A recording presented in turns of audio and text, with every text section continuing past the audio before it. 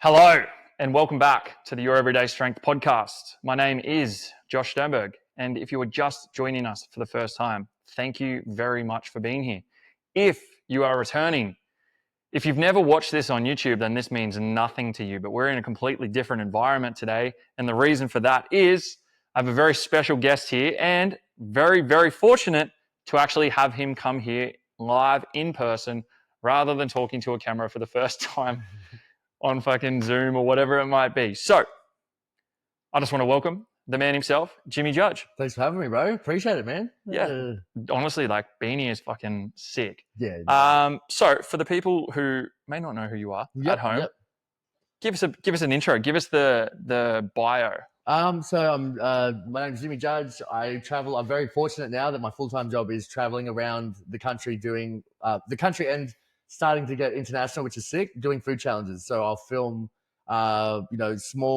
short and long form content for like TikTok, Facebook, YouTube, that sort of stuff. Just me traveling around doing restaurant challenges, basically inspired by Man vs. Food, and I managed to swing this into a job, luckily. So yeah, I'm very grateful. I love that. I watched Man vs. Food growing up. He's the GOAT, bro. He's my favorite. Yeah. And then when he had to reinvent himself because he basically like had all of the health stuff and then came back with Man vs. Food Nation. And all of the offshoot shows and stuff like that. I was like, this is fucking sick. But tell us, like, how'd you actually get into it? So it's not like a very common thing. Yeah, I mean, I was boxing for years. Yep. So I come from a competitive boxing background, state national titles, all that sort of stuff. So that's how I got into to watching it, because I think anyone that does like weight restrictive sports like bodybuilding, weightlifting, anything like powerlifting, anything, boxing, karate, anything where you keep your weight down low, you just get so food focused. So I was always boxing, keeping weight really low, and I used to watch Man vs. Food on like the Food Network. So when I finished boxing, I was kind of like, man, I'd really like to give this a go. Yep. But I also needed something to train for, because once my competitive boxing days were done, like one, I got super depressed, but two, I was just training to be fit. And I was like, well, like, what's my actual goal? Like, is it to just look okay? I'm like, well, I feel like I'm looking all right. I'm fit enough. I didn't have like a tangible scale, I guess. So then I did a few food challenges, got absolutely smashed, didn't even come close. But then I thought, like, this might be something I can aim towards and train to, like, eat better, but also it'll give me motivation to keep doing my cardio, keep doing my weights, because I have a set goal. And then, sort of started making videos as a joke. And then 6 months later, one of them just took off. Yeah. And then the rest is sort of history. But I'd probably just right place, right time, honestly. Training for food challenges. The fact that that's like something that you set as the tangible goal is fucking crazy to me, because it just sounds so left of field of like anything else you think of.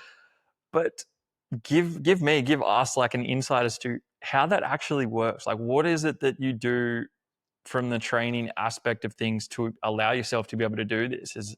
So the biggest thing, well, I mean, I'm not the world's fastest eater. There's a lot faster eaters, but I guess the only way to get better at eating fast is practice eating fast, which sounds so silly, but it's true. But then the biggest thing is, like, I always try to explain that, like, your stomach capacity, if your stomach's like, like a bag, you might have a 2-liter bag, and when it's not full of food, it goes down like this, and then it fills up, and that's, you get the bit of a food baby going, and that's all that goes on with that. But just like a muscle, you can increase your strength, or you can increase your capacity of your stomach, So when I started doing the food challenges, I think I could probably eat maybe 2 kilos, whereas now it's probably up to just under 4, sort of thing. And, and I was blessed enough to actually do a collaboration in Bali recently with a gentleman from Singapore named Zamat. His stomach capacity is 9 kilograms. And I actually watched him. He ate he had a 3 kilogram burger at lunch. And then 4 hours later, he did a 3.6 kilogram burger at dinner. And we were with him the whole time. So there's no like toilet trips. There's no dodgy business going on. He just said it's taken him 10 years. But so over time, you can slowly increase the capacity of your stomach by just eating bigger meals, but like to do it like the healthy way and not get super fat as well. Yeah. A couple of kilos of broccoli, some steak, eggs. So basically whatever I do, I have my meals and I just pack it out with like an extra kilo or 2 of broccoli, couple of liters of soda water. So basically I'm still hitting my maintenance calories on non-challenge days, or deficit if I'm trying to like balance out big calorie days. But yeah, you just pack it in with basically what bodybuilders do Yep. to not be starving. So lots of vegetables, lots of diet, soft drink, but you just sit down with like, you know, one humongous meal that might be like 3.5 kilograms, and your goal is to just try and get it all down, you know, and over time you slowly get more and more of that down until you have to increase the weight of the food. So it's just progressively overloading your stomach. That's fucking sick. It's crazy. I love that so much. Years and years ago, like fucking would have been around 21, I reckon. I started getting into like burgers. Like I'm fucking obsessed with burgers. They're my favorite food in the world. And I started just going to all the food places like Milky Lanes and all them. And basically trying to create the biggest monstrosities I could. At that point in time, I was cutting massively, like I was in huge deficit. So I'd only ever do it like every 3, 4, 5 weeks. Yeah, for sure.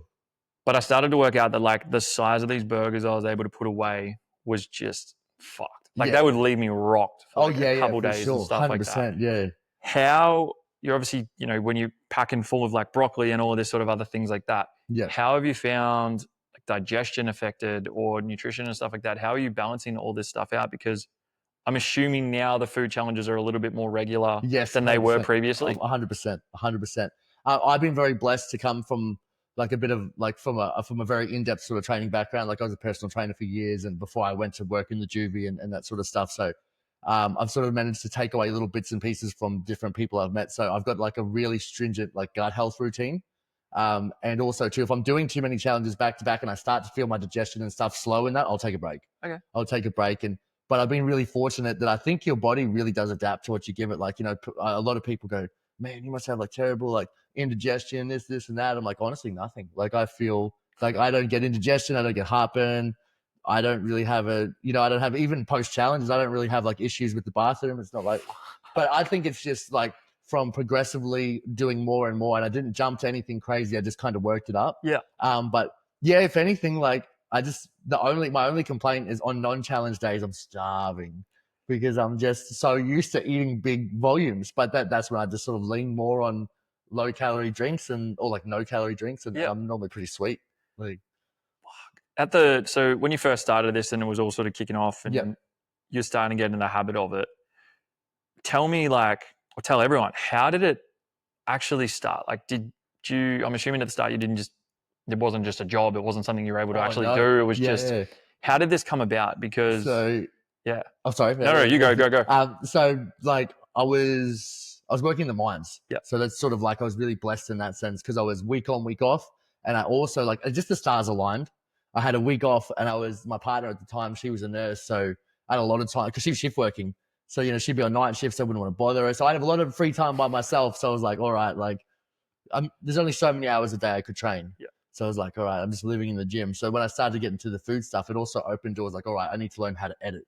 I need to learn how to, you know, like I wasn't even using microphones to start with. The sound quality was terrible. I was shy in front of cameras. I hated people watching me when I ate, which is wild because now we'll sort of eat on stage. But yeah, so it's sort of just, I guess it's one of those things that over time, as it got more and more like recognized, I had people reach out and go, hey, like, would you be interested to do this, this and that? And I was like, yeah, man, no worries. And then someone said to me, like, how much are you getting paid from this? And I was like, paid? You guys get paid?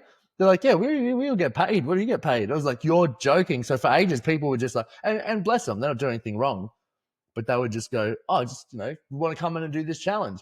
And now I'll go, absolutely. Here's my information. If you're keen to book me, it's like a musician. Yeah. Keen to book me, here's my collaboration details. Here's what you get. Here's what I need from you, which isn't really much. It's just like just the time and, you know.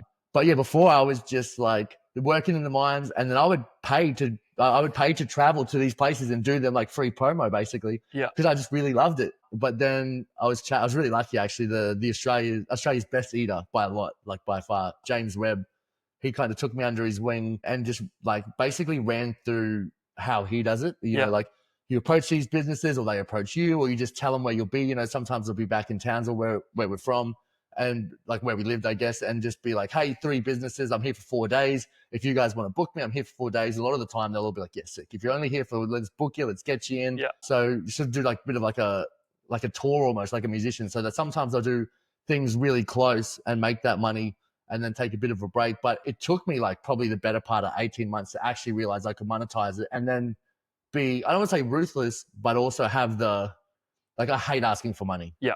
Hate it. Like You know, I wish I was getting paid thousands of dollars from YouTube, and I wouldn't even ask these businesses. I'd be like, you just rock up, I'll be there, bro, no stress.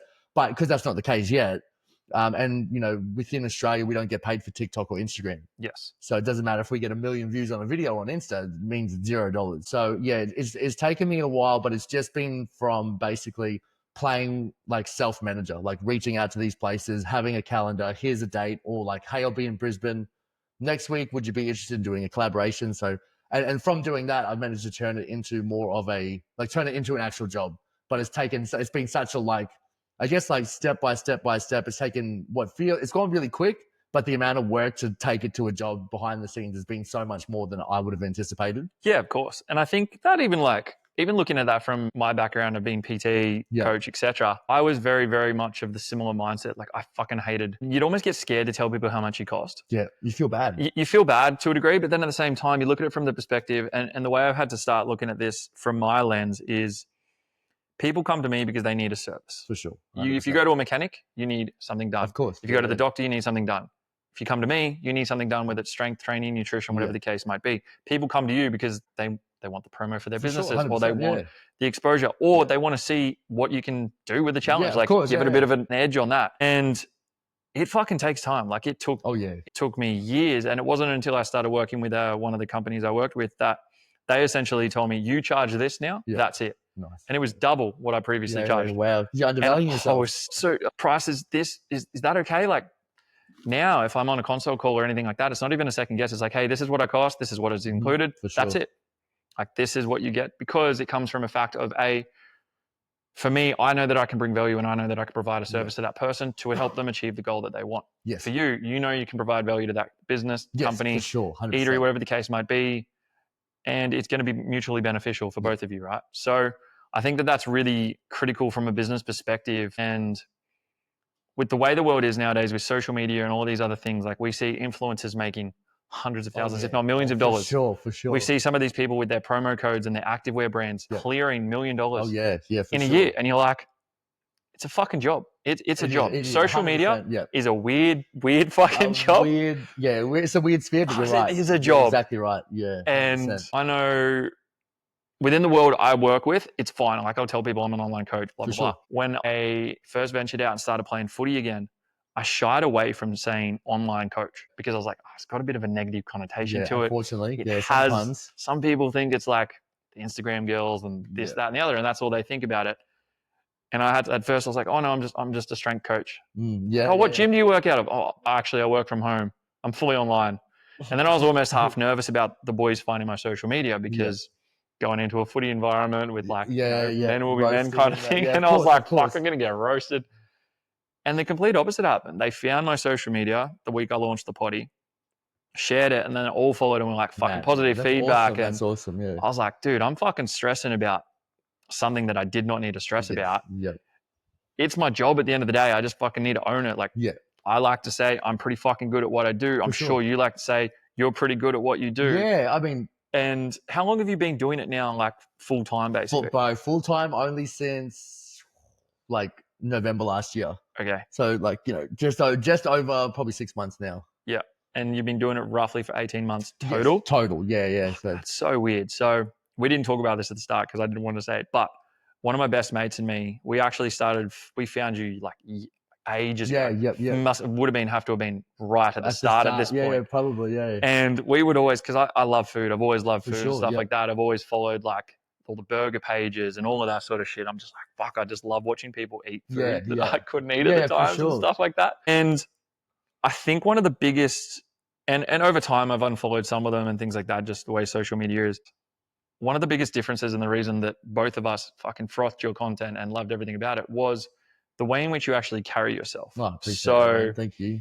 Not just from like your energy, and I'm sure people watching this or listening to this now can already pick up on that, but just things like your manners and the way in which you talk to other people and just the way you interact with others was something so different in the world of social media that we would see a lot of the time nowadays. And I know your comment section is always riddled with like, this guy's so nice and he's so polite. But everyone's so supportive, like, so I'm just very grateful that it's sort of, it's a beautiful space to be kind of acknowledged for just being yourself.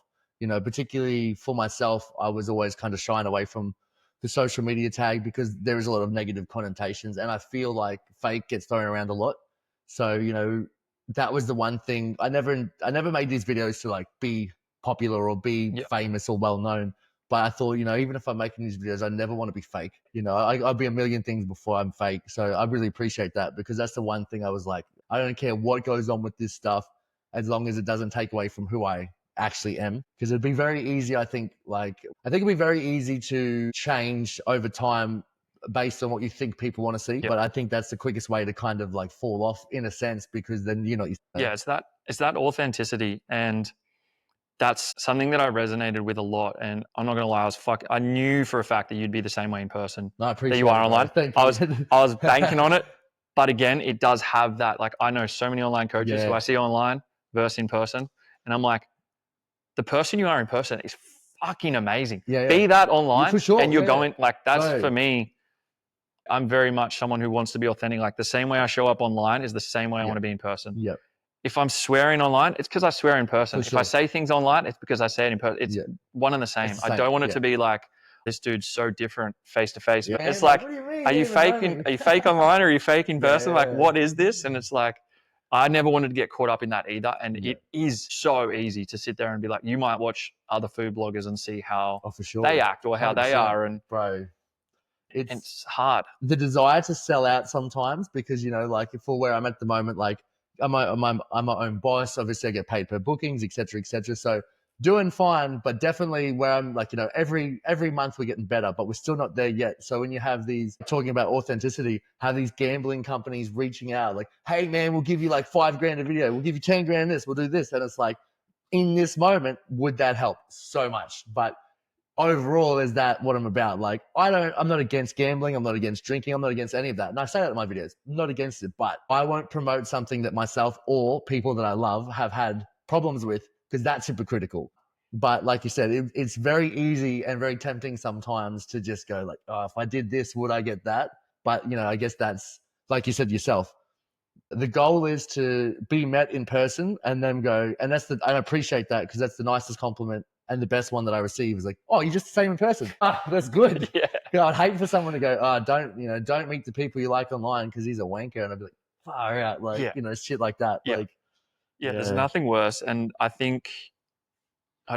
know for a fact that a lot of younger coaches, social media people, whatever the case might be, I think they can definitely take a lot from that fact. Is when I'm my most authentic self, when I'm showing up online, that is when I do the best. For sure. That is when I attract the clients that I want to work with. And similarly to you, I could very easily go and cater to a completely different mass market. And I know for a fact I'd probably make triple the money I'm making right now. But I've always maintained that I want to both feel fulfilled within my job and know that I'm making a difference. And for me, being able to make an impact on people in a one-to-one capacity means more to me than the money that would probably come from having a lesser service, but providing for more people. And that it just doesn't appeal to me, because for me, it's always been like, I want to actively help people. And that was the whole point of launching the podcast and a few other things that I want to do and things like that in the future. But it's always come back to like, who am I and what do I need, or what would I have needed when I was first starting out in the gym, when I was first starting nutrition or training, or along the journey with things like that. So to see you and hear the same thing and hear the similar sentiment, it's fucking great for one. A couple of Townsville boys doing it, which is funny because like when I first found you and I was like, fuck, he knows like so many people from Townsville that I know. And then I was like, small world, he has to be from Townsville, surely, because I was like, there's no other way he knows all these people if he's not from there. But you mentioned in there with relation to staying true to yourself and not wanting to put out things that maybe yourself or other people have dealt with. You mentioned drinking specifically. Yeah. So within that, I'm assuming there is like a little bit of a story behind that and things like that as well. Like, where does that sort of stem from? Because so like I've had family members, like close relatives and family members that have had problems with like alcohol. That was never like a problem I ever had, like with drinking. But when I was younger, I definitely had a problem with drugs. I was addicted to drugs. I've had close family members addicted to alcohol. I've had close friends that have lost everything gambling. So is that same thing of, I still drink. I just gamble very rarely, but you know, and it's that same thing of like, you know, drinking's not bad, but with someone that can't stop themselves is terrible. Yep. Gambling's not the problem. Like people that can't stop gambling, but it'd be like sugar and diabetes. It's all good. If you don't like, if sugar doesn't affect you that poorly, like doesn't, people say to me all the time, like, oh, you're worried about your health with the challenges. And it's like the moment I start to, because I monitor my health, the moment I see like negative effects to my health, I will stop. Everything you do behind the scenes. And I think it's exactly the same thing with, everything I put out. I just couldn't put things out thinking that like, what if this is the thing that they didn't, the opposite of what you said, like you want to be someone that you could have used. I was like, I don't want to be the person that could have influenced the person I used to be to do the wrong stuff. Like, hey, this is your sign to go off the rails and spend 10 grand on the pokies and hit the piss. And like, I think it's too easy for people to see social media people that they like. And they're like, well, Jimmy's always partying and he's doing great. Yeah. So I'll do that too. It's like, yeah, but when Jimmy parties all the time, he doesn't do great. You know what I mean? That's why I was like, all right, I really want to only promote stuff that I would want, like promote. Like I don't have kids, but if I did, this is the stuff that I would want them to see, So it's never, because someone said like, yeah, but like, you drink. So why wouldn't you promote it? And it's like, just because I do something, it's kind of like do as I do, not as I say. Yeah. Yeah. In a perfect world, I don't do anything wrong ever. Yeah. But, I'm sure everybody feels that same bucket, but I really relate to that because I don't know whether you know this or not, but I'm actually 2.5 years completely sober. For me, it was one of those things that towards the back end before I chose sobriety, I wasn't necessarily a big drinker. Yep. It was off and on, but it was, I was at uni full time and I was competing in powerlifting. So like alcohol took a bit of a backseat. For sure. But then when I did do it, I couldn't control myself. Yeah. It was bad. I would fucking off the rails and then be searching for drugs and then I'd be waking up with anxiety and I would fucking have to check all the messages I sent and who have I contacted and what have I said and who have I done, check my bank account, all of this other shit. And it was like, that just was a repetitive cycle for years for me. And it got to the point one day where I woke up after a huge New Year's Eve, and I've spoken about this story before, but I just said, that's it. Yeah. Done. Enough's enough. If I cannot control myself, like I could never just go and have one beer. Yeah. As soon as I did, it'd be like, all right, we're on. And it was cascade, it was scale. And I think that the biggest message I've always said as well is I have no issue with alcohol. I have no issue with party drugs. For sure. If people choose to do that, that is their choice. That is 100% their lifestyle. Definitely. They can do what they want. But it's when it has a negative outcome that they cannot control anymore. Yeah. That's when we need to sort of pull the reins in. That's when you need to have a hard look at yourself and be like, does this negatively affect me?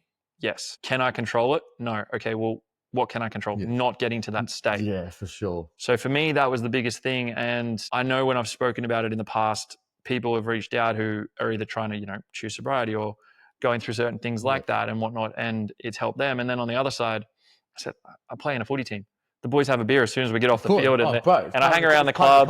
Exactly. Sure. It's part of the culture. And that was also something that when I went back, I knew that I would have to be surrounded by it. And I'd have to be content with that because I made the choice to go back and play footy. Yeah.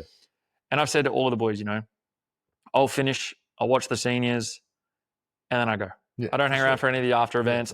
Yeah. I go to dinner with them when we have dinner and stuff like that. They've all been super fucking receptive. Again, at first I thought maybe they'd be less receptive than they have been. Yeah. And that was maybe just my own thought processes. Sure. Getting a little bit fucking, are they going to judge this because of this? I think you're weak or something. Exactly. Like just all that little shit that's like, now when they grab the carton at the end of the game, one of the boys grabs me a Fanta and brings it in. See, that's cool. And I have a fucking soft drink with the boys. And I'm like, see, this doesn't take away from me being able to socialize and hang out with you guys. We're still doing the same shit.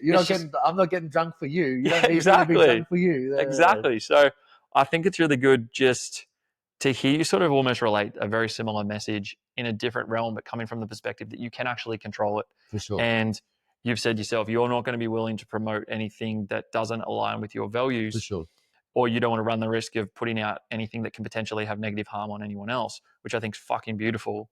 And also being able to accept that you can do those things without it being a negative influence. For sure, yeah. And I think that's where a lot of people get a little bit blurred on the lines. It's like it's all or nothing. Yeah. They're like, I have to be this person or I have to be this person. I'm like, you can have the fucking balance. I see it with food as well. People are like, oh man, like, I'm a this and that. I wish I could do it. Like, I wish I could do what you do, or I wish I could eat that. Of course you can. Just don't eat it often. Like you can eat whatever you like, unless you've got terrible, crazy health problems. But I mean, just your standard, average, healthy person with no, underlying medical conditions.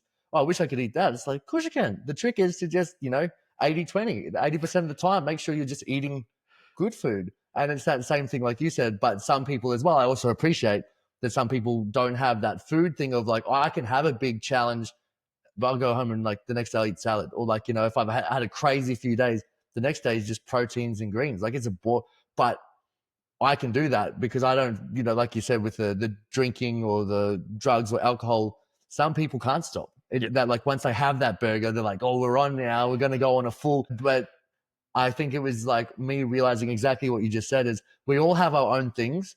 And just because it's not like, and alcohol is a fucking crazy one because it's legal, food legal. You can go to McDonald's all day. You can eat as much as you want and sit there and no one's going to cut you off. They'd probably fucking love it. Right. They cheer you on.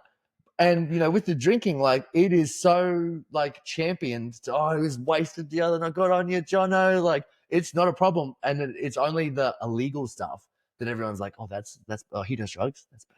Yep. But if you're a piss wreck, he's a legend. He's and if you start getting overweight, someone's like, yeah, and there's nothing wrong with being overweight. But instead of going like, why are they always, do they have problems with, the food side of things? Because some people just don't understand. But other people I've spoken to, they're like, I legitimately really struggle to stop eating. It's like a thing I do for like my anxiety or my depression. Yeah. Like you're self-medicating with food. But yeah, exactly what you just said. Because it's not a problem to all of us, I think the majority looks at it and goes, like, it's like depression. Just be happy. Just stop eating. Just don't drink. It's like, yeah, like, but once you realize that not just don't drink, but just stop. Just have one and stop. That a lot of people like it's a train. Once that train leaves the station, there is no one drink. It's none or 100. Yeah. Yeah, 100%. And even like we were talking about before, when I was doing just trying to create the most disgusting burgers possible, it would essentially be my coach at the time. He'd be like, all right, man, you can have like one off planned meal. For sure.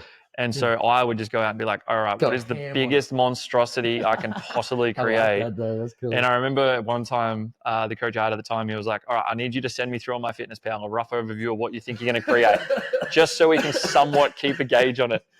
And so I sent him through this like rough overview, and then I uploaded a photo on Instagram later, and he's like, cunt, this is a quarter of what is on that thing. Yeah. And I was like, no, it's pretty accurate. I was pretty, and that for me at that time was almost like, that was almost my alcohol. That almost was that drug. I was like, definitely, yeah. I remember going out and eating this burger one point from Milky Lane, and this thing was fucked. It was just crazy, plus the cheat day platter thing. Yeah. We had mates around, and I had to lay on the couch, and I physically couldn't talk. I was in like the most disgusting food coma, and I couldn't fucking talk. And I was like, it didn't even feel good at that point. And I was like, it's a different vice, but it's the same outcome. It's like, I can't socialize with the people I want to socialize with. I can't fucking move. I'm laying here. Like, for sure. I'm just sitting here, and I'm like, I feel like shit. I couldn't go to the toilet for like 2 days. And I was like, man, it's just a different sort of thing. Like it's an addictive thing. And since sort of like through that period of time and stuff like that, and just dealing with life and everything like that, it turns out that I'd always had ADHD, but it was just never fucking diagnosed. Yeah. And I was like, oh, it's pretty funny that like, I'd kind of found all these different little addictive things that I'd been started to use. And I've seen a few interviews and stuff like that recently with yourself. And you've sort of spoken a little bit more on your journey with that side of things, with ADHD and things like that. So can you give, for anyone listening at home, just a bit of an insight into that sort of world for you? I think like it was like you said too, I've only sort of realized very recently, like it was for ages and ages. I just thought there was like something wrong with me, or like, and then was like, oh, this is just my brain, but also like just little things as well. I was having a chat to a friend with ADHD who actually got me onto figuring out that like I do too. But they were like, with ADHD and like, you basically your serotonin sits a bit lower than the average person. And I was like, it does.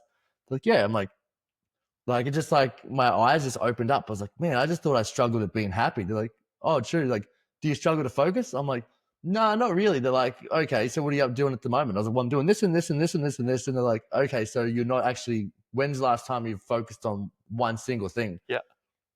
Never focused on one single thing, but it makes sense because I'd always start this and do that and be here and be there and be everywhere. And I was just dopamine hits everywhere, bro. So it was actually so freeing because, a lot of people are like, I was really afraid to sort of find out and that sort of thing in this age that we live in of people just, oh, you know, these kids these days, they're just hiding behind everything. And back in our day, there was nothing. But back in the day, people didn't get diagnosed with anything.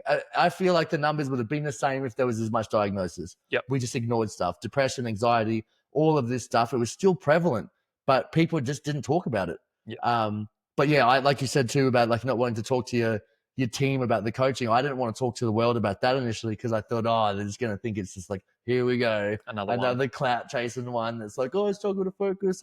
But as soon as, like you said, as soon as I opened up about it, a lot more people were like, hey, me too. And here's what I do. And do you do this as well? I'm like, man, like there's so many people that relate, which is why I promised myself that any sort of thing like this or even mental health that I go through, I try and be fully transparent because as uncomfortable it is sometimes, it might be that one thing that someone hears that goes, oh, I'm not crazy. Because for a long time, I thought there was something like actually wrong with me, with my inability to just, one, be happy. Like, you know, because it's a real, I mean, I know happiness is a choice, but there's days where it's like, man, I feel like I'm struggling a little bit more than normal. But then also being like, I'm a little bit like feeling a bit off, but then also my focus is like everywhere. So once I found out that I wasn't alone, I think that was the thing. I wasn't alone. Yeah. That changed my life. Yeah. You could approach it from a different sort of mindset. For sure. For sure. Within that, are you medicated for it or anything like that?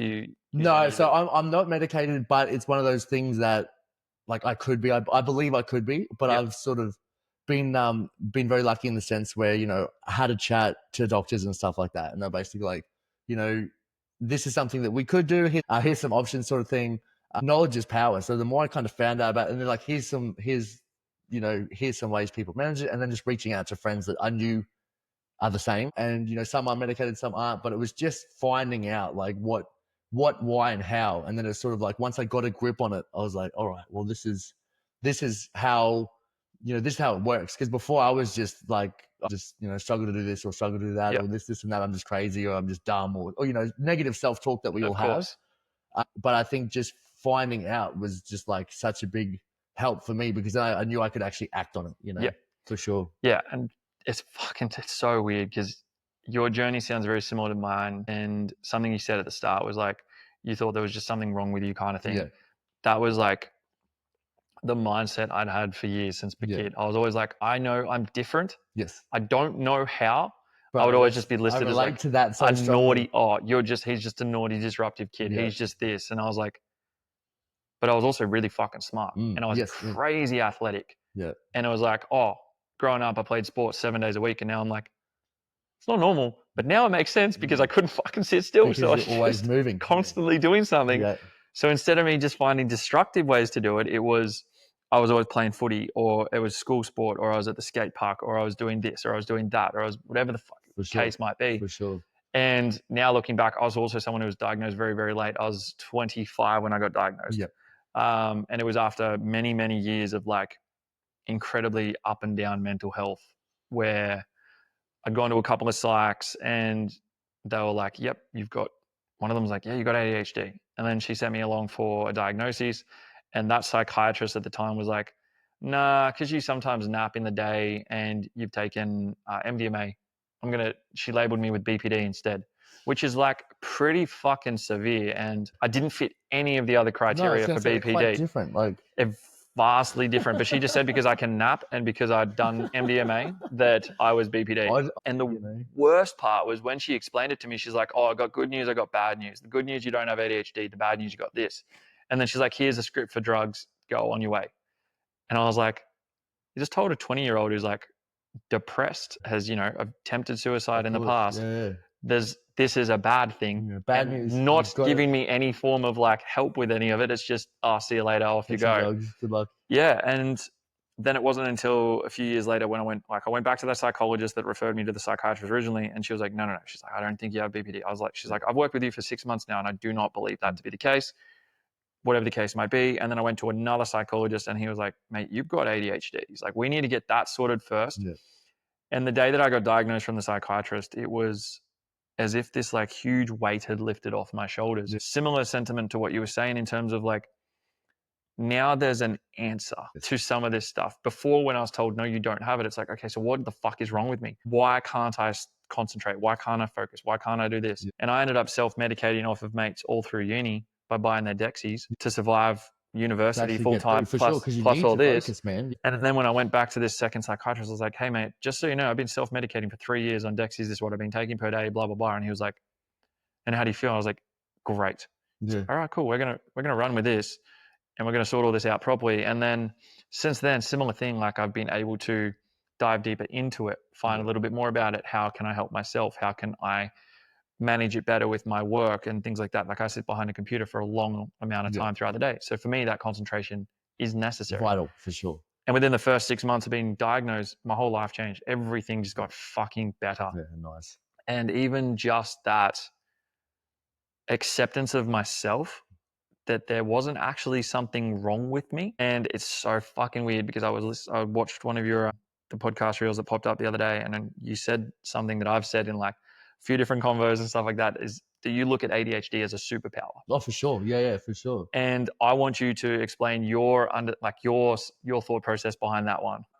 I just look at it like, I guess it's like a lot of things. If you can control it, it's a superpower. If you can, because if you can control it, I just feel like I've got so much energy and efficiency when I can actually put it in the right direction. When I'm on a roll, I'm feeling good.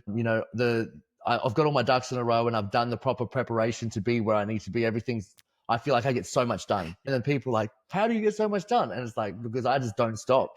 And it really does turn into one of those things where I feel like I can just go do more for longer, because I do have this extra energy, even like, podcasts, videos, stuff like that. I feel like it gives me more energy. So when it's good, it's great. Yeah. So I completely agree with what you're saying. Yeah, the dopamine hit. 100%. That dopamine hit that we're seeking from checklist, every fucking thing we do, the checklist. For sure. I've got fucking checklist city everywhere. Yeah, hey, same. Yeah. Phone, on my computer, like I've got a whole fucking, even for this, I have like a bang, bang, bang, bang, bang. Just everything is in like checklists, and that for me keeps it in order. So I'm actually medicated and you're not. So you mentioned it as well throughout that, and I think this is something that a lot of people don't understand, because you said it yourself, happiness is a choice. Yes. And I absolutely agree to a degree with that. And I'm sure like you're probably going to be very similar thought process behind it is people who are neurodivergent and things like that. A lot of people don't understand. They do think that ADHD is just, they're impulsive. They can't sit still. They can't concentrate. They can't this. But what they don't understand is the actual effects that are going on in the brain where serotonin, and it's very, very hard to make dopamine. So they're kind of seeking any sort of dopamine they can. And that's when they do start to rely on drugs, alcohol, all of these little things that are like negatively affecting them. But it's like, oh no, this is a hit. This is a hit. This is a hit. It feels good. It feels good. And I think it's something that like, it's very easy to say, happiness is a choice. But then if, again, similar thing, if somebody who does have ADHD or something like that hears that, it's like, so why, what the fuck's wrong with me? Why do I feel this way? It's like, I'm depressed. Yeah. It's like, yeah, because you have no fucking serotonin. Your body is like your mind. It's not you. Yeah, it's your brain. It's your brain. Like, literally. And I'm sure you've been stuck in it as well. When you're on, you're on. Oh, yeah. And there's other times where you might lay there and you physically can't get up and do anything. And it's not because you're lazy. It's not because you don't want to do paralyzed, really. Like, your brain. You're fucking paralyzed. Sure. Yeah. And it's when I first got diagnosed and I found out that that was one of the symptoms. Yeah.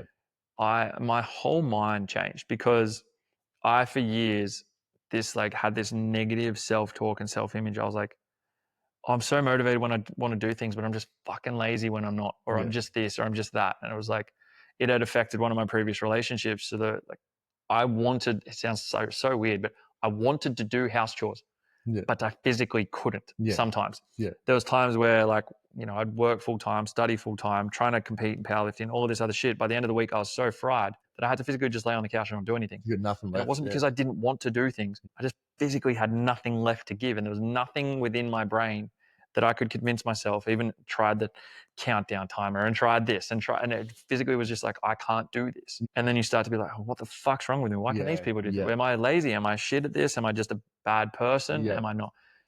And that comes with like its own, almost like you almost lose an identity, or you create a new identity around this person that you don't want to be. Done. Yeah, for sure. You start to align yourself. You're like, oh, maybe I am just this person. Maybe I'm not destined for things. And it's good to see someone like yourself who is out there like doing all of this stuff, can sit there and identify like these are the things that can potentially negatively affect it.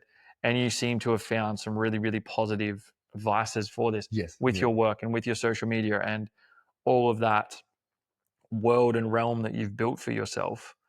So for somebody who either has been diagnosed, hasn't been diagnosed, or anything like that, what are some things that you would say to them if they're listening to this or whatever the case might be, and they're like, fuck, that sounds like me, or like, how do I get about this? I would definitely say, like, reaching out to professionals is so underrated. Like, reaching out to, like, the first step I think should always be reaching out to your mates. First thing I did was reach out to my friends and just ask, like, hey, like, I've been thinking, like, what do you reckon? And they're like, oh, for sure. I'm like, because a lot of the time we don't see ourselves as other people see us. When I said to my mates, like, I think I probably have ADHD, like, oh, you do? I'm like, what do you mean? They're like, yeah, but like, you knew that. I'm like, no, I didn't. Like, I just thought I was just all over. Like, I thought we were joking. They're like, yeah, no, like we always like mucking around, like, cause you're so all over the place. We mean it though. I'm like, oh, like, so then I was like, well, maybe I should talk to a professional to get more information. And exactly what you said before too, of like, the happiness really is a choice. And I say this to people about depression and stuff as well. Sometimes the choice is to identify that you're unhappy and then go to a professional. Cause like, just cause I'm not medicated doesn't mean that it's not the better thing. Like, I might change and do it. Or like someone with depression, you can't just go, I'm happy. I choose to be happy, but you could choose to be like, why am I unhappy? Let's talk to someone. So I think that's, exactly what you said as well. Like, I think it's a choice to the degree where if you really aren't, I think you can, even though it's super hard when you're in the pits, but you make those little conscious choices of finding out, why do I feel like this? So I think, like what you said, piggybacking off the ADHD thing, whether you're diagnosed or not, if you think like, oh, this is me, like, I think by just knowing yourself, like exactly what you said, you completely destroy all this negative connotation about, oh, I'm so hot and cold. Because that was me. I was like, I'm on, I'm off. Why am I great at the good stuff and so bad at the bad stuff? And then just figuring that out even made me like be more forgiving to myself. So when I'm off, I don't cane myself now. I'm like, oh, well, just chill. And then then it almost lets me get back to being good again, because I'm not spending that whole day like, oh, you're useless and lazy, and why couldn't you do this and why couldn't you do that? But exactly right. You've identified that, okay, I'm not the problem. This is what it actually is. Yeah. Yeah. You're allowing yourself that grace, that compassion to be how you are and to feel the things you're feeling, but you're not allowing yourself to get stuck with it. Yes. And I think that is a really, really big thing that you mentioned. And that for me, years and years and years ago, when I first reached out to a psychologist, it was because I was incredibly depressed at the time. I was going through a fucking negative patch. And one of my mates was like, you know that you can go to like a doctor, and I was broke as fuck. I was like, I can't afford a psychologist. For sure. He's like, oh, you can go to a doctor and you get like 5 sessions for free. This was before COVID. So this was before the 10 or 20 that it went to. And then now it's back to 10 or something. He's like, you get 5 sessions for free and like they're bulk billed. You don't have to pay anything and all that. And I was like, oh. And I remember walking into the doctor's practice, and I'd already dealt with depression previously. And years before this, I was about 21 at this time, about 18 years old, I attempted suicide. Yeah. And at that time, there was no this was actually a period in time, and you probably might remember a really huge period in time in Townsville where there seemed to be this 12 to 18 month period where there was a huge rate of suicide within Townsville. Yeah, for sure. A lot of young kids. And it was almost as if, not that it was it was almost a cascade effect, whereas one of the boys saw one of the boys do it, and then it was like, oh, well, if he did that, I'm going to, I need that. That's my option. Yeah. And it got so bad. And I remember looking at it from an outsider's perspective, living down here on the Gold Coast at the time, but there was still a lot of boys that I knew that had killed themselves. And they were around my age, and I was like, there was no help. And at that point in time, I remember just after I'd gone through that, there was really no help. I was very fortunate that my mum was great. My stepdad was great. And I spoke to them a lot, and they really helped me with that. That's when I started really heavily going to the gym and everything like that, which I've spoken about previously on here. But I also reached out to Livin', the charity. And just, I was like, oh, well, I'm going to go and get involved with these guys. So I went and just tried to get myself involved and tried to be a part of that community, because I was like, well, these guys have dealt with similar things. So I'm going to go and be around other people who are understanding. And then a few years later, similar thing, I went through huge spiral of depression again, was at rock bottom. Very fortunate that a mate I lived with at the time, he's like, oh, go to the GP. And it was the scariest fucking thing I've ever done, to walk into that practice and tell a grown man I'm depressed. Yeah. Oh, yeah. Because it's like, why can't I just be happy? Oh yeah. And he, like the way again, it's always worse in our own heads than we think it's going to be. But he was like, and I dealt with this doctor a couple of times. He was a different person.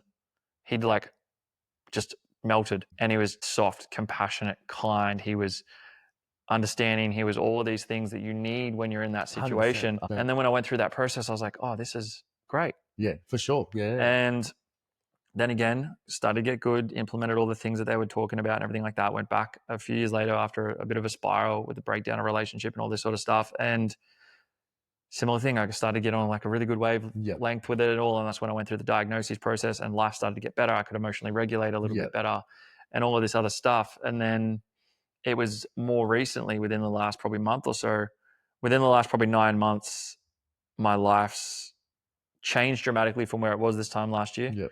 So I was in a completely different world, basically. Everything that happened that was happening 12 months ago changed. Different. Yeah.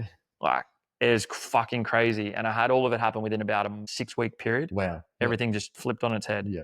But it all sort of shifted me onto this different path that I'm on now, and has essentially pushed me into a path that I feel would be more true to the alignment of where I'm going to be long term. Yeah.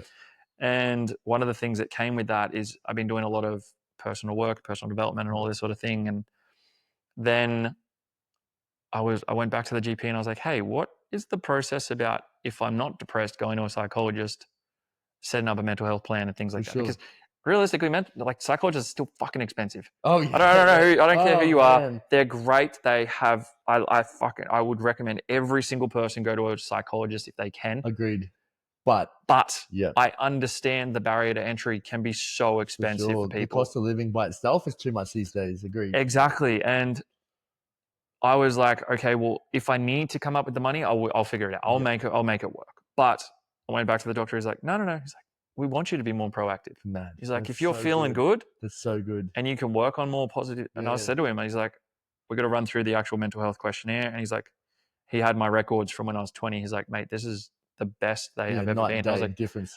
I am in such a positive place that I was almost at a point where I was like, I don't know if I'm going to be allowed to go back to a psychologist. I'm doing too good. And I went back, and I remember chatting with a psych the first time. I put this up on Instagram a few weeks back, but basically she's like, I ran her through everything I've been doing, and she's like, oh, okay, so you're like 3 steps ahead of where we're going to be. So you're already like at this point. But it was so fucking good because she could meet me where I was. And I think that's the best part about psychologists and going to them at any point, whether you're having your worst day of your life or the best day. They can meet you where you are, and there is always more things that you can work on to just make things better, to make you spoke about it before, where you're now of a point where you can understand and give yourself a little bit of compassion if you're on a down day, and you can get yourself out of that a little bit easier. Yeah, much easier than before. But if you can then learn tactics to get out of it even quicker 100%. or reduce the risk of it even happening, it's like, that's such a fucking positive thing. 100%. Because it doesn't spiral. It doesn't cascade down into this negative environment. And then all of a sudden you find yourself having to crawl back from the depths when you could just sit on this high-flying disc. And in turn, I know that the better I can show up for myself, the better I can show up for others. For sure. Better I can show up for my clients, the better I can help people out. And I'm sure for you, you're the same. Like, the better you can show up, the more energy you can bring to your videos, and the more just the better communication. And I had this conversation with somebody the other day, and it was like, it's the old analogy of like, you never really notice a yellow car until you're looking for a yellow car. If you're having a bad day, a negative day, you find more negative bad things. 100%. Someone cuts you off, you get fucking pissed. Then all of a sudden that cascades into this. Now someone's slow at the shops and you're like, get out of my fucking way. I got somewhere to be. Yeah. Whereas what we like always used to say, like, nothing like a pregnancy scare to make you notice strollers everywhere you look, and it's so true. I say it to people all the time, but I don't even, like, I just try to not even say I'm having a bad day. Yeah. Because I'm like, I'm having a bad day. And then I'll trip and spill stuff and do this and do that. It's like you're manifesting. So I'm like, I had a bad morning, but after this afternoon will be great. Because exactly right. You find it. Whatever you're looking for, you find. Yes. And that is fucking perfect, because that's exactly right. You can, and it kind of touches on the point before where you were saying, like, you can acknowledge something without sitting in it. Sure. Like, you can acknowledge that you're having a down day or you're a bit rough on the mental health side of things. But there's a difference between sitting with it and dwelling and allowing that to fester versus, you know what, I'm having a bad day, I'm going to go for a walk. Yeah, for sure. Yeah. I'm having a bad afternoon, I'm going to give myself a little bit of ease. I might not, you might not edit a video in that afternoon. Yeah. You might go for a walk at the beach, or you might get outside, or you might just go and call a friend, or whatever the case might be.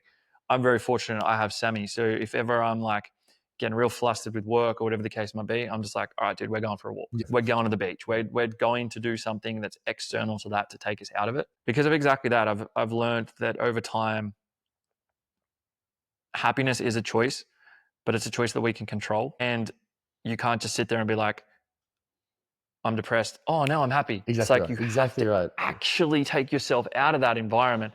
Call a friend, call a family member, watch some fucking cat or dog videos on YouTube. Like anything that brings you joy and genuine joy, go and find something to do. And just breathe. Like it sounds really weird for most people, but just breathe, because you said it yourself, like if you tell yourself you're having a bad day, then you're going to trip, and then this happens, and then this happens, and then this happens. And I was almost getting into one of those like mornings. This morning I woke up and there was just so much work stuff going on, and just trying to organize all the pieces to the puzzle. And I was talking to one of my mates, and I remember being like, oh, I'm just trying to work all this shit out. And like my brain's just fucking mush. And I was like, I deleted all of it, and I was like, today's going to be an incredible day, and I'm just going to get through it. And as soon as I did that, it was as if like my mindset was like, oh yeah, fuck, okay, we'll be fine. We're sweet. Like this is going to be fucking. And then all of a sudden it's like, bang, bang, bang, everything just worked in order, and it was cool.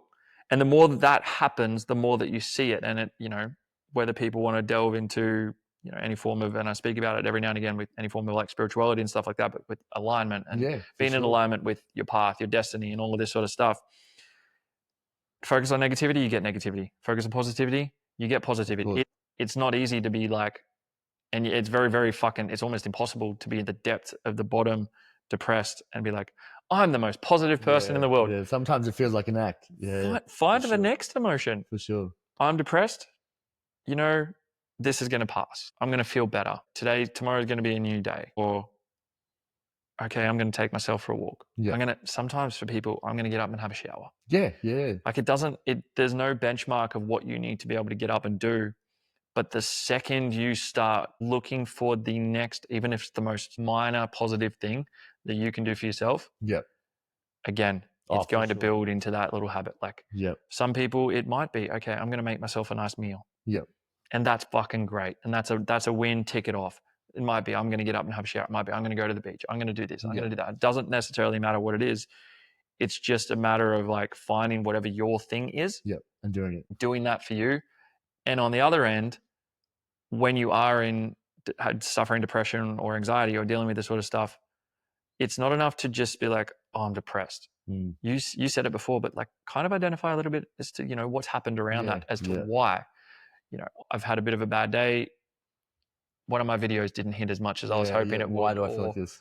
Something like that. It's like, if you can start to then almost provide a rationale for the feeling, you can then start to lessen that intensity of the feeling. Because, and I'm a huge one. I don't know what method you use. I'm going to ask you in a second, but my biggest thing is when I start to get really, really flustered and overwhelmed and overworked, I journal. I'll just go to 9 times out of 10, I take myself out of my environment, which is my house, because I work here, live here, all that. I'll go to the beach, sit by the beach, and I just write at the top of the page, brain dump. Nice. First thing that comes to my head, I just start going. No matter what what it is. If it's a dot point, if it's a fucking whatever it is, it's the first thing that pops in my head. I just start writing. And then before you know it, there's like 2-3 pages of just written stuff, and you walk away feeling calmer.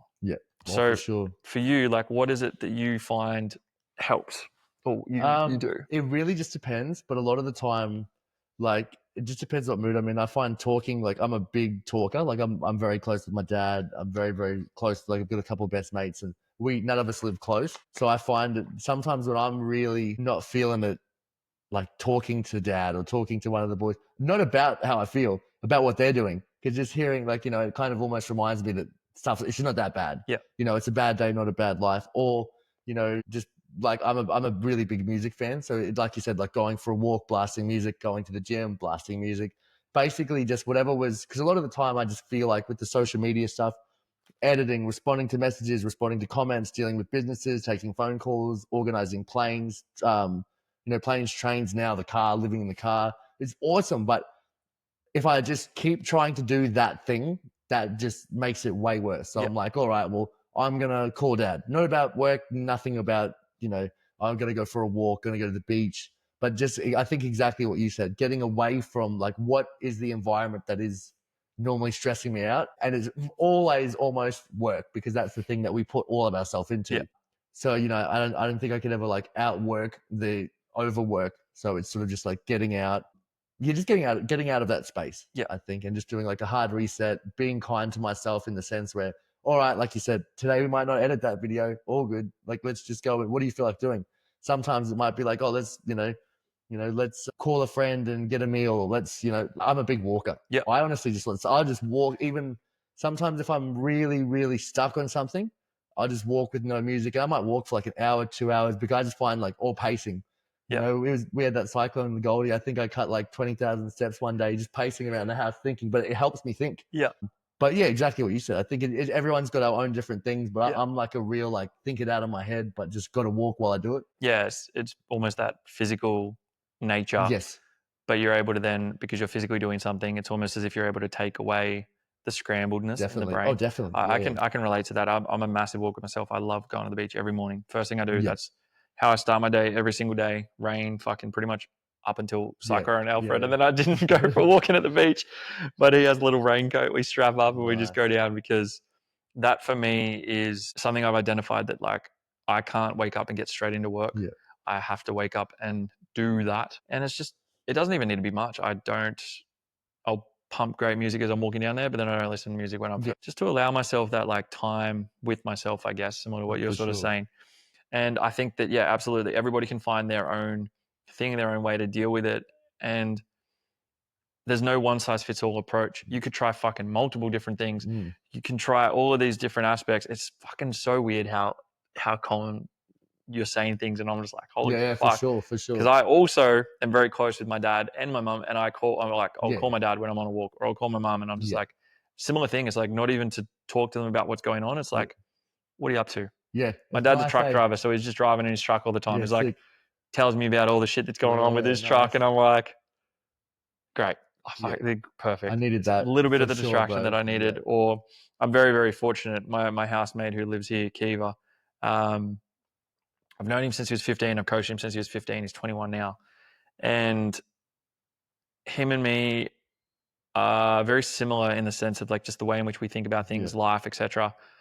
So we know living with each other, it can be fucking hard. I'm sure you've had roommates in the past. It can be hard living with people. But we're able to understand when each other needs time and space. And then also understand when like it's great to just exist with someone else there. Yes. Because it just makes it a little bit less of a burden. It makes it, connecting with a friend, grabbing a meal with a mate. Like there's nothing I love more than catching up with mates and grabbing some food.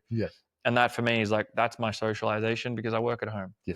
Footy for me has been a really good, positive social outlet, where there's been a couple of times where I haven't been able to train for various things, but I'll still go down there and just hang out, because that's social outing. And I never ever come home in a worse mood than when I've gone. For sure. I agree. Even just from the sense of just talking.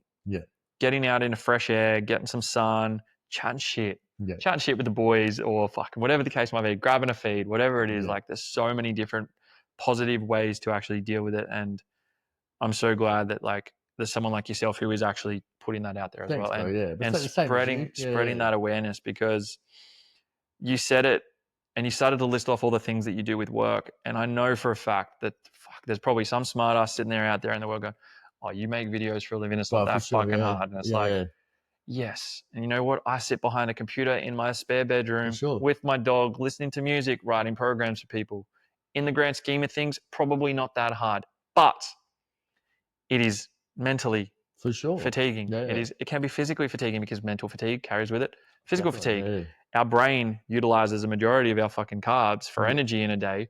And anyone who sits behind a computer for 6, 7, 8 hours in a day knows that it's fucking tiring. Well, it's exhausting. I don't know how you sit. Well, I couldn't do that much. You know what I mean? Like I've always got to be up and I'm. I don't. I've staggered it. I was going to say, I'm a staggered. So I basically do like a 3-hour shift in the morning, 7 till 10, break, food, train, lunch, come back, work in the arvo, and I'll stagger it, because I worked out years ago working in an office. I was like, this isn't for me. That's not it. And the physical labor job, I also couldn't do. Man, so you being in the mines, I was like, fuck.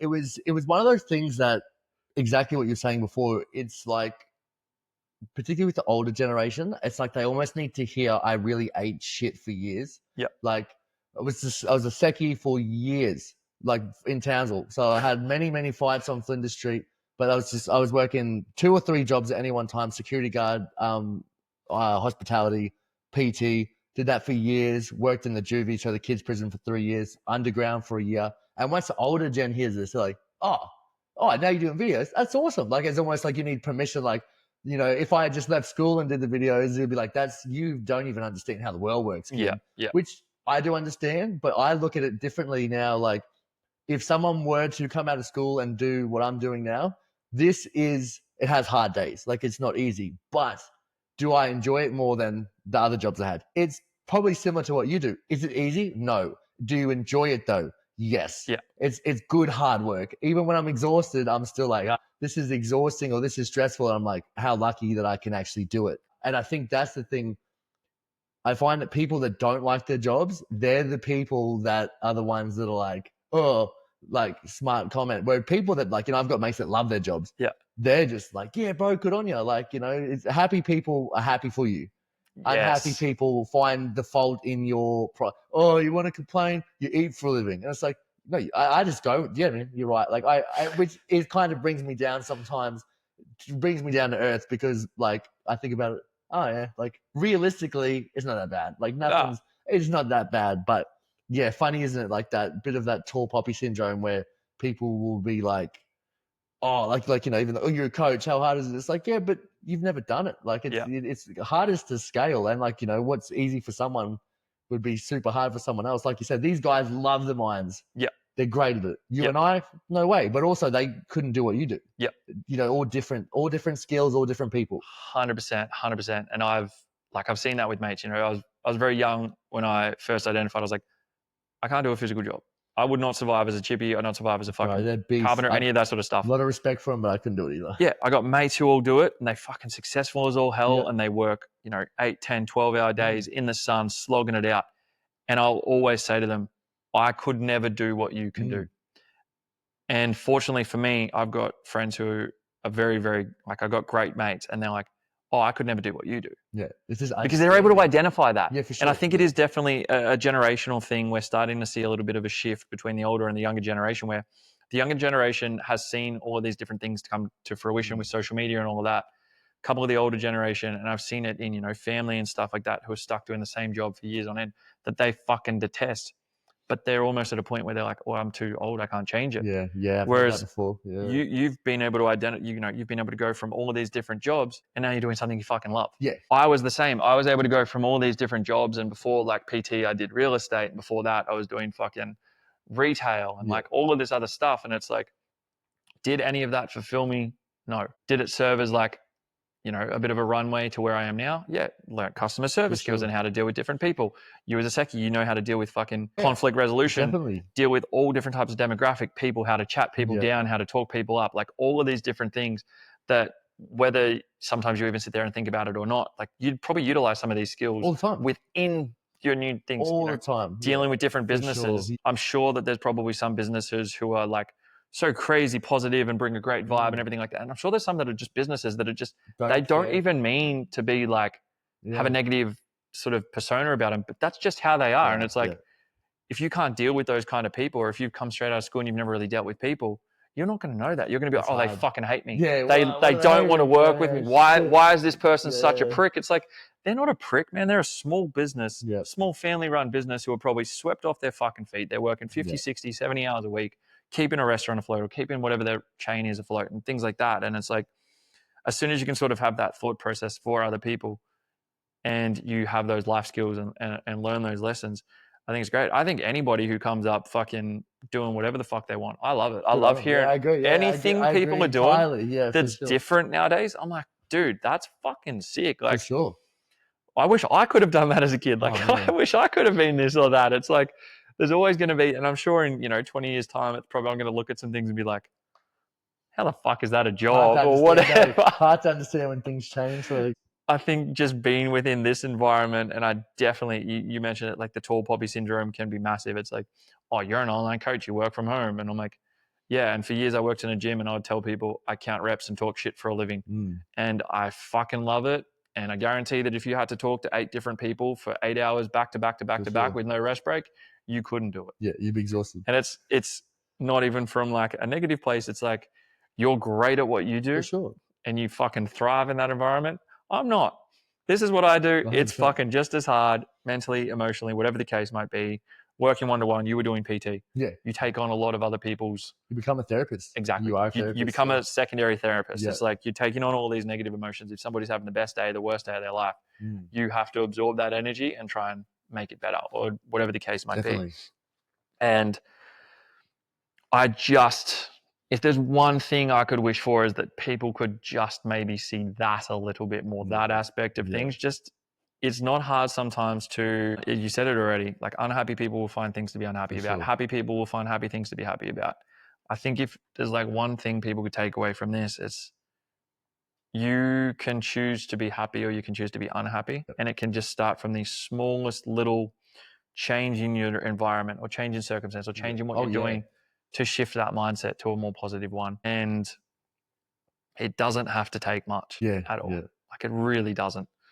So yeah, fuck, I think that's pretty much summarized it pretty well. Yeah. I love that. Definitely. There is 3 questions. Yeah, for sure. That I get everyone to answer. So this is, here we go.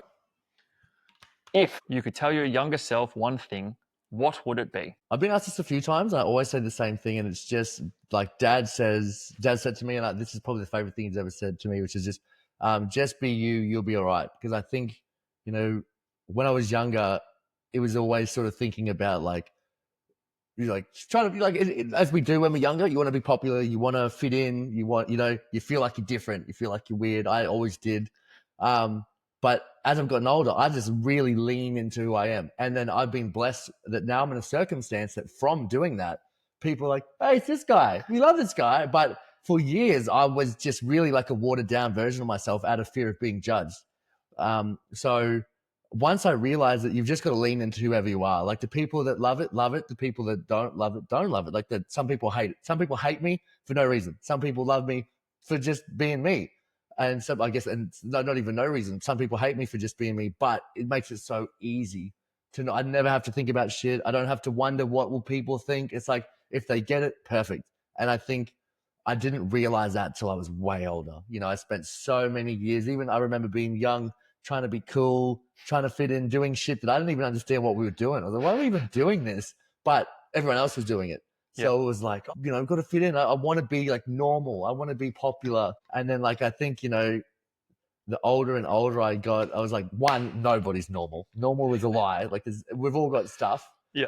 But being popular, like, what's that mean to who? I'd rather be popular amongst my 3 friends, and my family than popular on a mainstream if it's not really me. If everyone loves me for being me, beauty. Yeah. But I would hate to, like exactly what we started with, hate to be famous for something I'm not. And then they meet me and they go, like, this, you fake. When are you faking the videos? Are you fake now? It's like, couldn't do it. Yeah. That authenticity.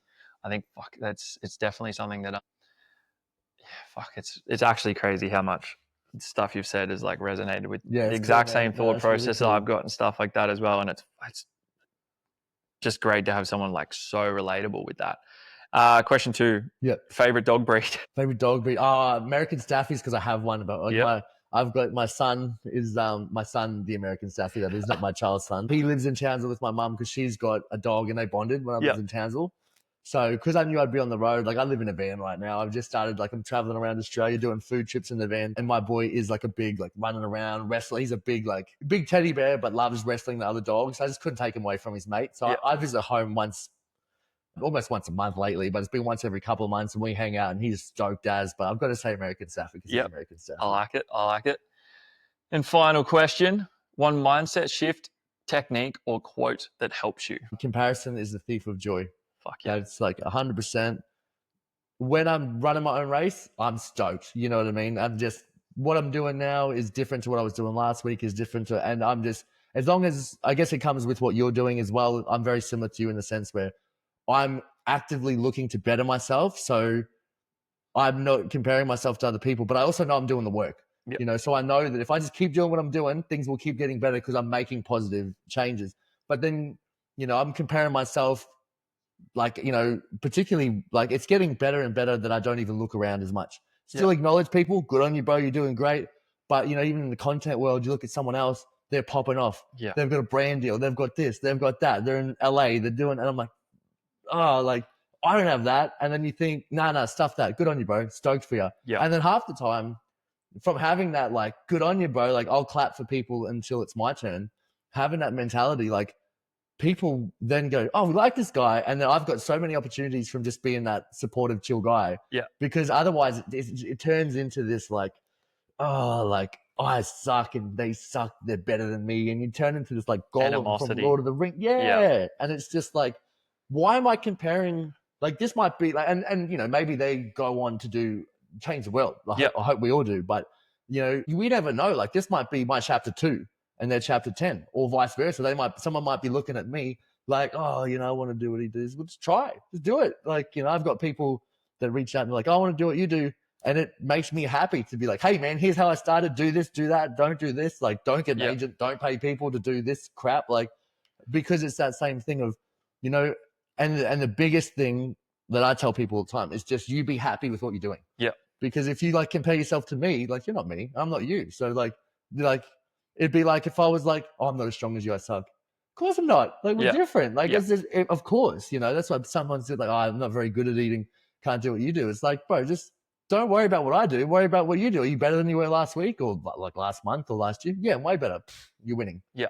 But it's so easy in social media to look at other people and go, why don't I have a chiseled 6-pack and a jawline like that? And why don't, you know? But 1,000%, especially like, that's probably my biggest thing as a coach for years. It's like, well, why this guy's stronger than me, or this guy has more clients, or this person, they did the same post that I did, but theirs is doing better than mine. It's like, it's a slippery slope. Fuck, as soon as you get caught up in that, it's like, it's similar to what we've already discussed with the whole mindset stuff and the happiness, and you can choose to be happy, you can choose to be sad. It's like, you can focus on all these negative things, like, why don't I have this? Why don't I have that? It's like, clap for them. Yeah, 100%. Fucking oath. 100%. You nailed it. Like, this could be your chapter 2 to their chapter 10. Yeah. And the old saying, like, a rising tide lifts all ships. That's my favorite. That's one of my favorites. Honestly, true. Yeah. You already said it's like, you're going to clap for them until it's your turn. Yeah. And I think if more people got around that, especially in the world of, in your world of social media with competitive eating, my world of social media with coaching, it's like, as coaches, there's so many fucking clients. For sure. And if we all just got around and just wanted to lift the caliber of like the service that these people were getting, everybody wins. Yeah. Nobody loses. Oh, for sure. We all win.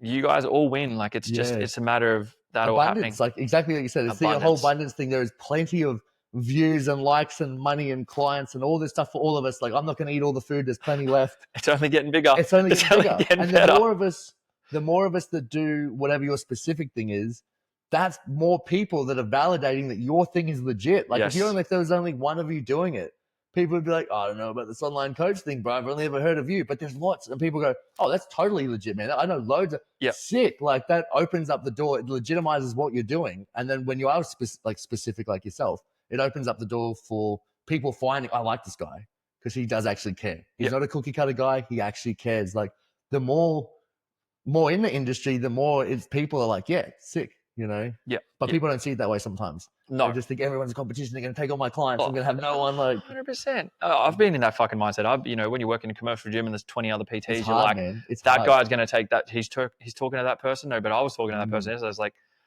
now I'm just like, fuck, man, you know what? We can all live. Like, we can all win. We can all eat. We can all win. We can all fucking get everything we want out of it. So... thank you very much, my friend, for being here. And appreciate your time. No, thank you. For everyone at home, give yourself a quick shout out of where they can find you on all your socials and all of that sort of stuff. And so just my name, Jimmy Judge, like Law and Order Judge, Judge. TikTok, Instagram, Facebook, YouTube. It's just, I wasn't creative with the name. It's just my name. So, and if you are out there and you've got like restaurant challenges, or even, you know, I say this to people because I'm just about to travel around Australia doing my like road trip in the van. Even if you're just like someone that started doing food challenge videos yourself, if you're in like, you know, Nanango or wherever we said before, if you're in a small place and, you know, and either you've got a business that you want to do a challenge, or you're just a small food person that wants to do a challenge as well, I will post on my like pages where I'll be. And if you guys want to link up, or even if you want to come and watch me eat, like that's totally a thing we do as well here. So yeah, like the biggest thing I'm trying to do at the moment outside of the food is just build that like nice community. So yeah, never be afraid. If you're following me, just shoot me a message if you've got suggestions, want to meet up in terms of, the challenges or join in. Cause like some of the best challenges I've done have just been with like the locals. Yes. And that's the thing. Like, it's just, like even like today, meeting people like yourself outside of the food, like it's the connection that I like about my job. Like food's great. I love food, obviously. Yeah. But it's the people I meet in the journey that actually makes me want to keep doing it forever. Yeah. I fucking love that. I love that. Honestly, reach out, suss his social media out. It is, I've fucking been loving it for as long as I can remember now. It honestly blows my mind. It's only been like 18 months because I swear it's been that long that I've followed. It feels like a long time. But check it out. It's fucking great. If you've tuned in and listened all the way through, thank you very much. Appreciate your time, and I'll speak to you next time.